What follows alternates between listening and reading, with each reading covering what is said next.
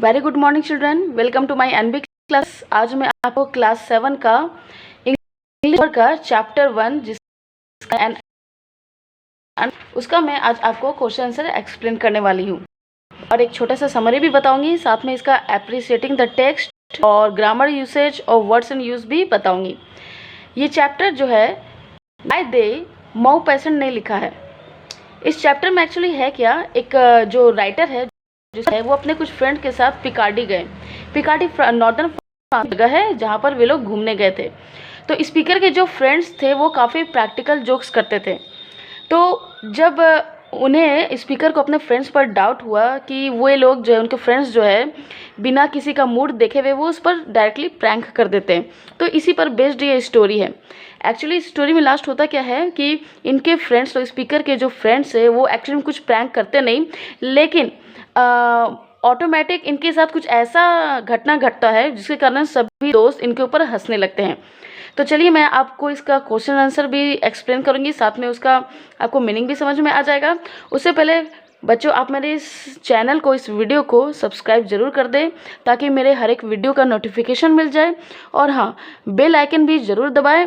और अगर आपको मेरा ये वीडियोस आपकी स्टडीज़ में हेल्प किया हो तो प्लीज़ एक लाइक ज़रूर करें, ताकि आपके एक लाइक करने से मुझे भी मोटिवेशन मिलेगी। और अपने फ्रेंड के साथ शेयर भी करें, क्योंकि लॉकडाउन का समय है तो अपने फ्रेंड्स के साथ भी शेयर, उन्हें भी स्टडीज हेल्प मिलेगी। तो चलिए शुरुआत करते हैं इसके क्वेश्चन आंसर से। An uncomfortable bed. Question number 1, my friends were fond of practical jokes, I don't care to know people who are not. From the second sentence, what do you think the speaker valued in his friends. बोल रहा है कि speaker के जो friends थे वो काफ़ी practical jokes करते थे, मतलब उन्हें किसी की परवाह भी नहीं कि वो किस मूड में है, फिर भी वो उन पर प्रैंक या जोक्स या मजाक किया करते थे। तो बोल रहा है फ्रॉम द सेकेंड सेंटेंस है व्हाट डू यू थिंक, आपको क्या लगता है कि स्पीकर क्या अपने फ्रेंड्स के बारे में वैल्यूड कर रहे हैं। तो now come to the answer. The second sentence is tell us that the speaker valued a sense of humour in his friends. मतलब सेकेंड सेंटेंस में ये बताया जा रहा है कि स्पीकर जो है वैल्यू करे किसके, अपने फ्रेंड्स के सेंस ऑफ ह्यूमर को वैल्यू करे कि वे लोग कभी भी कुछ भी मजाक कर सकते हैं। Now come to question number B, can you find any evidence in the text that supports the first sentence. क्या आपको कोई भी फर्स्ट सेंटेंस से कोई भी ऐसा एविडेंस या प्रूफ मिला है कि स्पीकर ऐसा सोच रहे हैं कि उनके फ्रेंड्स जो है कभी भी कुछ भी प्रैंक कर सकते हैं। Now answer is the only evidence that we can find in the sentence is the way the speaker's friend laughed when they found out what had happened. We do not see them actually playing any practical joke on the speaker. Actually evidence यही मिलता है first sentence से कि उनके friends, जो speaker के जो friends थे वो काफ़ी लाफ कर रहे थे। तो ये चीज़ स्पीकर देख रहे थे कि क्या हो रहा है वहाँ पर। Actually we do not see them actually playing, वो कोई थे लेकिन बस हंस रहे थे, तो उसी पर स्पीकर को लगा कि शायद वो लोग प्रैंक कर सकते हैं उनके ऊपर। Now come to question number 2, which at once made me rather suspicious. Question है which other words in the text tell you how the speaker was feeling and acting. बोलता है स्पीकर को और भी क्या क्या सस्पिशियस, क्या क्या डाउट हुआ, संदेह हुआ अपने फ्रेंड्स की बातों पर। तो टेक्स्ट कुछ वर्ड्स ऐसा निकालना है जैसे स्पीकर को फील हुआ कि उनके फ्रेंड्स उस पर जोक कर सकते हैं, उन पर प्रैंक कर सकते हैं स्पीकर के ऊपर, मतलब उनका मजाक उड़ा सकते हैं। So the answer is watchful, restless, distrustfully, carefully और काउजसली। मतलब ये सब वर्ड्स जो है स्पीकर को ऐसा फील हुआ ये सब देख के कि उनके फ्रेंड्स जो है उनके ऊपर प्रैंक कर सकते हैं। वो काफ़ी ध्यान से देख रहे थे कि कहीं उनके ऊपर उनके फ्रेंड्स जो है प्रैंक ना कर दें। Now come to question number B. Add one more word of your own to describe his state of mind. मतलब एक और वर्ड आप यूज़ कर सकते हैं जिससे आपको लगता है कि उनके मन में ऐसा कुछ फील हो रहा था कि वे उनके फ्रेंड्स जो है उन पर प्रैंक कर सकते हैं। तो स्पीकर यहाँ नर्वस थे। Now come to question number 3. Look out. Ferret एक एनिमल होता है जो कि रैबिट के घर में घुसकर उसको फाइंड करता है, मतलब खोजता है। They have something in store for you. Another meaning of ferret is to find something by searching carefully. Why do you think the speaker called himself a ferret? बोलता है फेरेट का मतलब क्या हो रहा है, टू फाइंड समथिंग, कुछ चीज़ खोजना, यानी कि केयरफुली किसी चीज़ को सर्च करना। तो आपको क्यों लगता है ऐसा कि स्पीकर अपने आप को फेरेट बोलते हैं?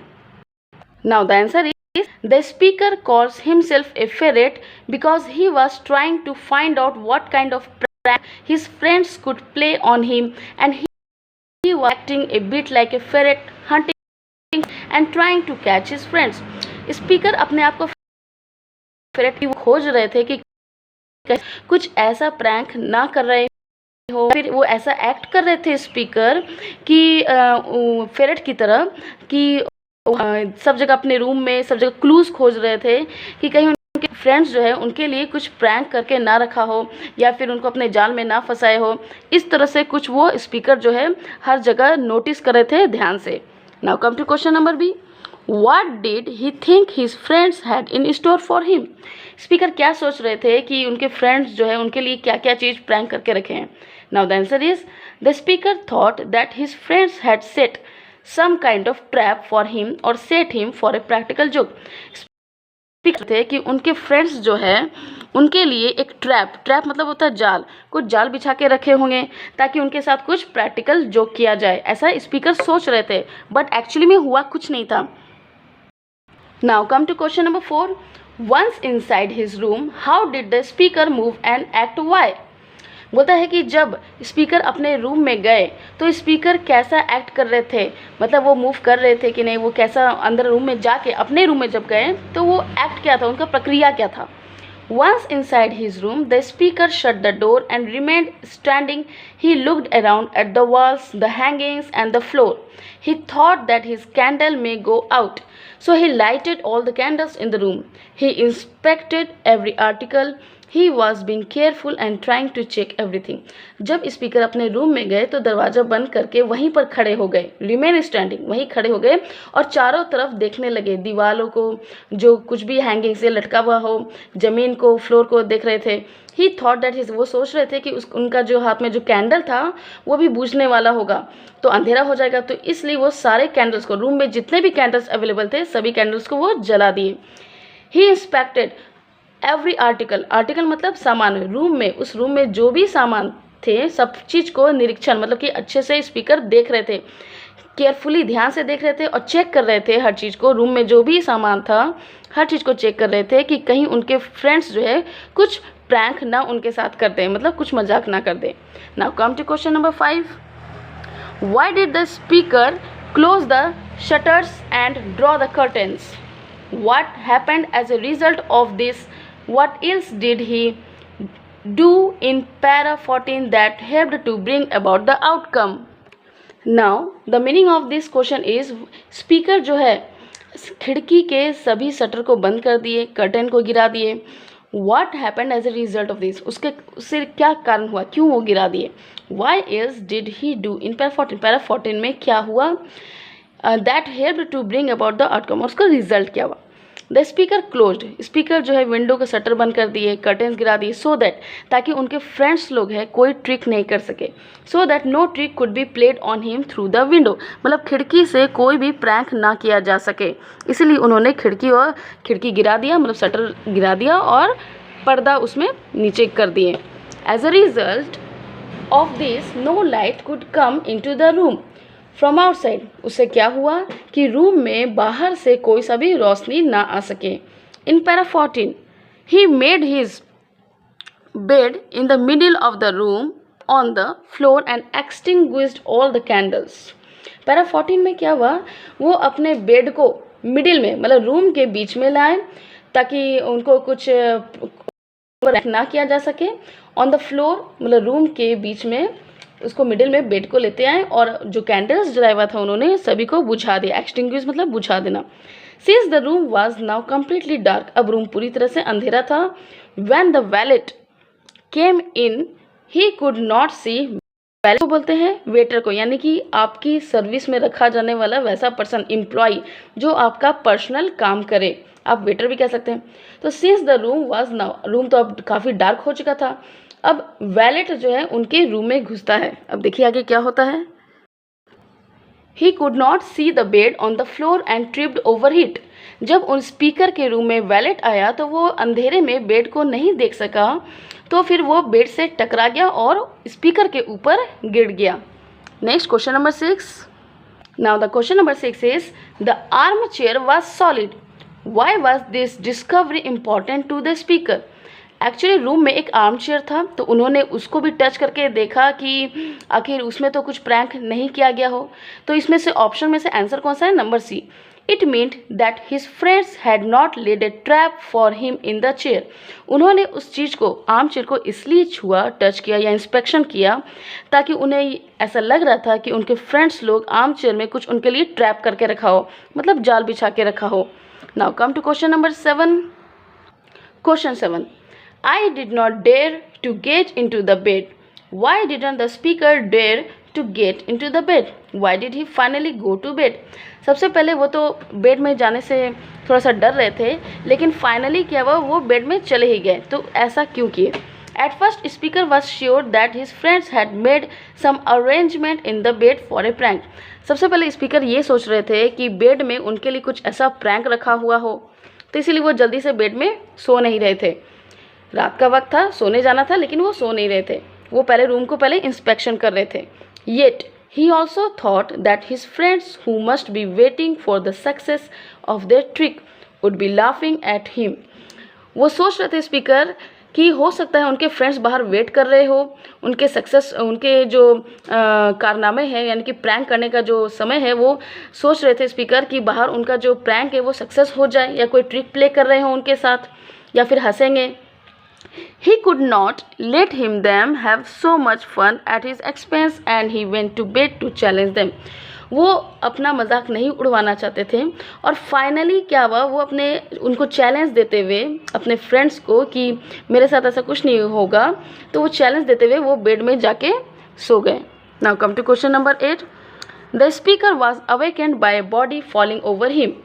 What else did he feel and hear at the same time?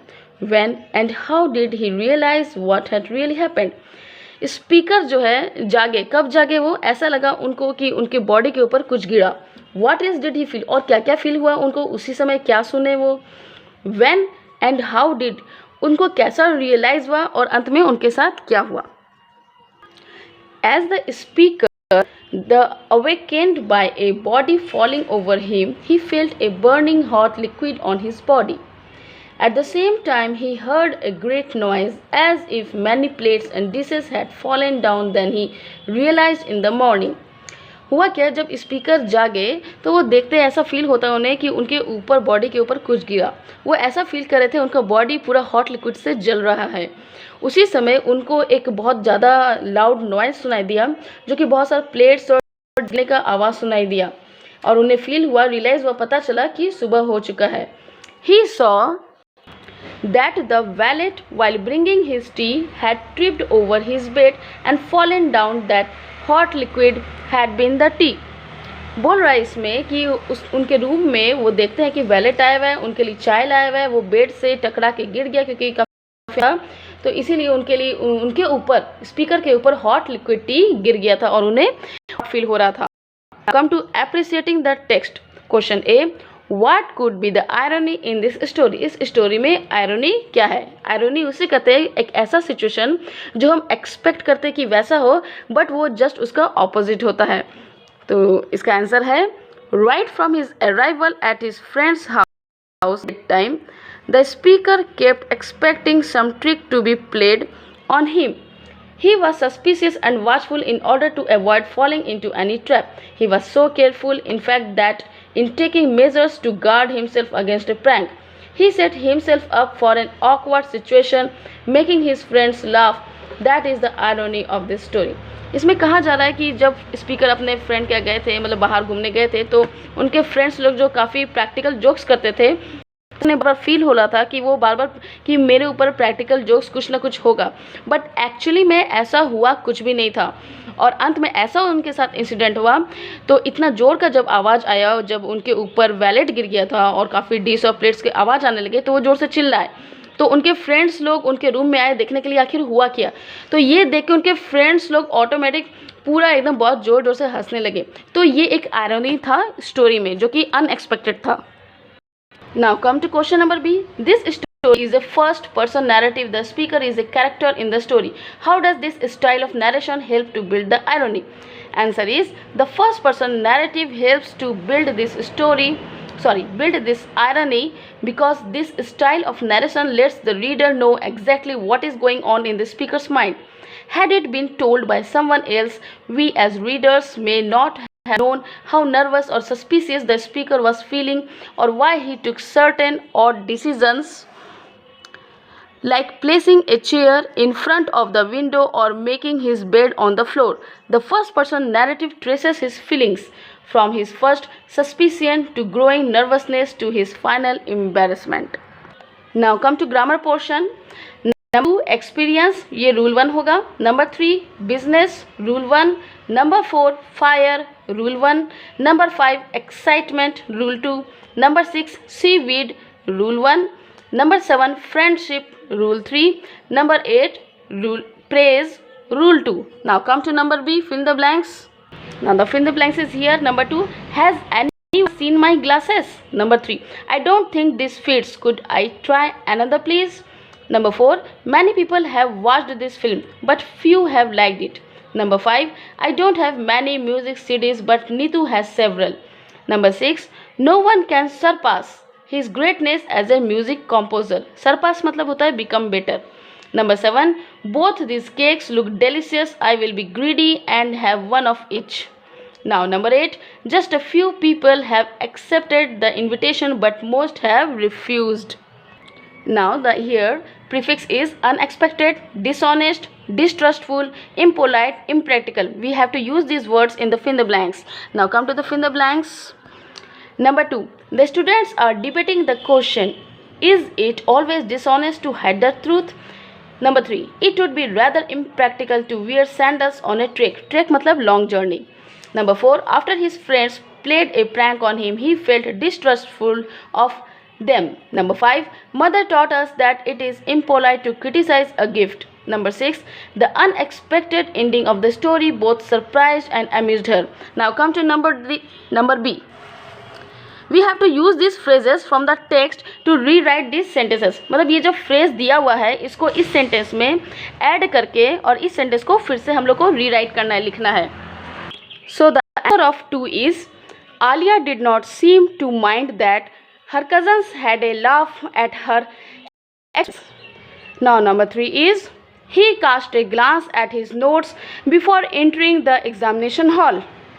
Number 4, Rohan's classmates made much of him when he won the quiz competition. Number 5, after a lot of thought, I made up my mind to go to Himachal and not Kerala. Number 6, I think my family has a surprise in store for my birthday. I hope ये video आपकी studies में ज़रूर help करेगा. तो please आप इस video को एक लाइक ज़रूर करें ताकि मुझे भी आपसे मोटिवेशन देते रहे. और हाँ, इसे सब्सक्राइब ज़रूर करें ताकि मेरे जो अपकमिंग वीडियोस है उसका आपको नोटिफिकेशंस मिलते हैं. तो आज के लिए इतना ही. Thank you. मेरे नेक्स्ट चैप्टर के लिए मैं जल्द ही आपको आपके सामने वीडियो बना के दूँगी. तब तक के लिए इतना ही. Thank you. Bye bye.